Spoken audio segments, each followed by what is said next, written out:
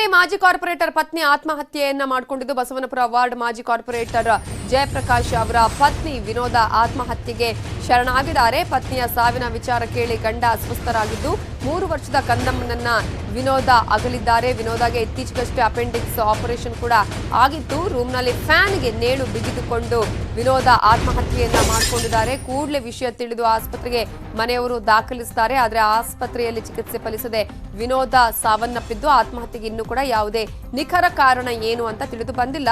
ಕೆಆರ್ಪುರಂ ಕ್ಷೇತ್ರದ ಬಸವನಪುರ ವಾರ್ಡ್ ಇದು. ಹಾಗೆಯೇ ಸಚಿವ ಭೈರತಿ ಬಸವರಾಜ್ ಆಪ್ತನಾಗಿದ್ರು ಜಯಪ್ರಕಾಶ್.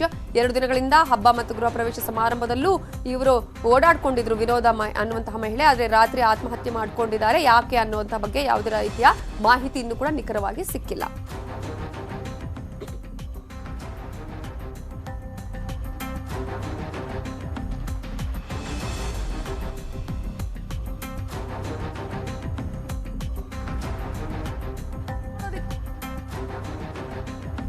ಇದರ ಬಗ್ಗೆ ಡೀಟೇಲ್ಸ್ ಕೊಡೋದಕ್ಕೆ ನಮ್ಮ ರಿಪೋರ್ಟರ್ ಮುನಿರಾಜು ಈಗ ಫೋನ್ ಸಂಪರ್ಕದಲ್ಲಿದ್ದಾರೆ. ಮುನಿರಾಜು, ಅಂದ್ರೆ ಈಗ ಕಳೆದ 2 ದಿನಗಳಲ್ಲೂ ಹಬ್ಬ ಮತ್ತು ಗೃಹ ಪ್ರವೇಶದ ಓಡಾಡ್ಕೊಂಡಂತಹ ವಿನೋದ ಆತ್ಮಹತ್ಯೆಗೆ ಏನ್ ಕಾರಣ ಅನ್ನೋದ್ರ ಬಗ್ಗೆ ಏನಾದ್ರು ಪ್ರಾಥಮಿಕ ಮಾಹಿತಿ ತಿಳಿದು ಬಂತಾ?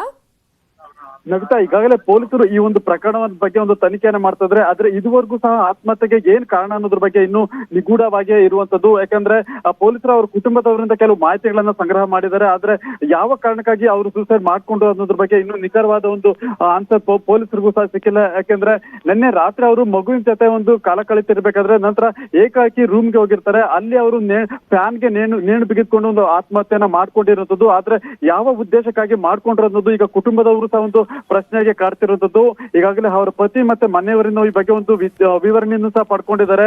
ಮತ್ತೆ ಏನು ಖಾಸಗಿ ಆಸ್ಪತ್ರೆಯಲ್ಲಿ ಅವರ ಒಂದು ವೈದ್ಯಕೀಯ ಪರೀಕ್ಷೆಗೂ ಸಹ ನಡೀತಾ ಇದ್ದು, ಇನ್ನು ಕೆಲವೇ ಕ್ಷಣಗಳಲ್ಲಿ ಒಂದು ಮರಣೋತ್ತರ ಪರೀಕ್ಷೆಗೂ ಸಹ ಒಂದು ಮೃತದೇಹವನ್ನು ಕೊಂಡೊಯ್ಯೋದಕ್ಕೆ ಒಂದು ತಯಾರಾಗಿರುವಂತದ್ದು. ಆದ್ರೆ ಏನು ವಿನೋದ ಸೂಸೈಡ್ ಪ್ರಕರಣ ಈಗಾಗಲೇ ಒಂದು ನಿಗೂಢವಾಗಿರೋದ್ರಿಂದ ಪೊಲೀಸರು ಸಹ ಒಂದು ತೀವ್ರವಾಗಿ ಒಂದು ತನಿಖೆಯನ್ನು ಸಹ ಮಾಡ್ತಿದ್ದಾರೆ. Navitha, okay, thank you Muniraju ಡೀಟೇಲ್ಸ್ಗೆ. ಇದು ಹಗಲು ಕಂಡ ಹಂಸಲ್ಲಿ ರಾತ್ರಿ ಬಿದ್ದಿದ್ದಾರೆ. ಬರೀ ಬಿದ್ದಿದ್ದಷ್ಟೇ ಅಲ್ಲ, ಬಿದ್ದು ಒದ್ದಾಡಿದ್ದಾರೆ. ಇದು ನಡೆದಿರೋದು ಹಾವೇರಿಯಲ್ಲಿ ಒಂದು ಮರಣ ಹಂಸಿದೆ. ಹಂಪ್ನಿಂದಂತಹ ಬಿದ್ದು ರಸ್ತೆಯುದ್ದಕ್ಕೂ ತೆವಳಿದ್ದಾರೆ ಬೈಕ್ ಸವಾರ. ರಾತ್ರಿ ವೇಳೆ ಹಂಪ್ನಿಂದ ಬೀಳುವ ದೃಶ್ಯ ಸಿಸಿಟಿವಿಯಲ್ಲಿ ಸೆರೆಯಾಗಿದೆ. ಹಂಪ್ನಿಂದ ಬಿದ್ದು ರಸ್ತೆಯುದ್ದಕ್ಕೂ ಕೂಡ ತೆವಳಿಕೊಂಡು ಹೋಗಿದ್ದಾರೆ ಬೈಕ್ ಸವಾರ. ಹಾವೇರಿ ಜಿಲ್ಲೆಯ ಹಾನಗಲ್ ನಗರದ ಆದಿಶಕ್ತಿ ಬಾರ್ ಮುಂದೆ ಈ ಘಟನೆ ನಡೆದಿದೆ. ಬೈಕ್ನಿಂದ ಬಿದ್ದ ವಾಸಿಂ ಅರಸಿಕೆರೆ ಅನ್ನುವಂತಹ ಬೈಕ್ ಸವಾರನ ಮುಖ, ಕೈಕಾಲಿಗೆ ಗಂಭೀರ ಗಾಯ ಆಗಿದೆ. ಅವೈಜ್ಞಾನಿಕವಾಗಿ ಹಂಪ ಹಾಕಿದ್ದಕ್ಕೆ ಈ ಒಂದು ಅಪಘಾತ ನಡೆದಿದೆ. ದೂರು ನೀಡಿದ್ರೂ ಪ್ರಯೋಜನ ಇಲ್ಲ ಅಂತ ಹೇಳಿ ಸ್ಥಳೀಯರು ಆರೋಪ ಮಾಡ್ತಿದ್ದಾರೆ.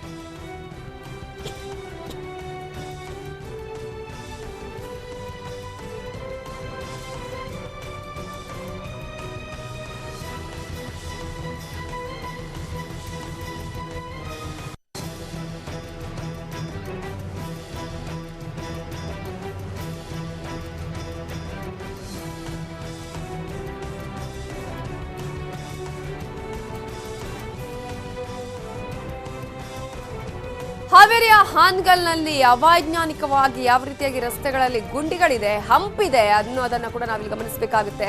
ಹಂಪ್ಗಳನ್ನು ಅವೈಜ್ಞಾನಿಕವಾಗಿ ಮಾಡಿರುವಂತಹ ಪರಿಣಾಮವಾಗಿ ಅಲ್ಲಿ ಅದರ ಮೇಲೆ ಎಂತೆಂತಹ ಪರಿಣಾಮಗಳಾಗುತ್ತೆ ಅನ್ನೋದನ್ನ ಈ ದೃಶ್ಯ ನೋಡಿದ್ರೆ ನಿಮ್ಗೆ ಗೊತ್ತಾಗತ್ತೆ.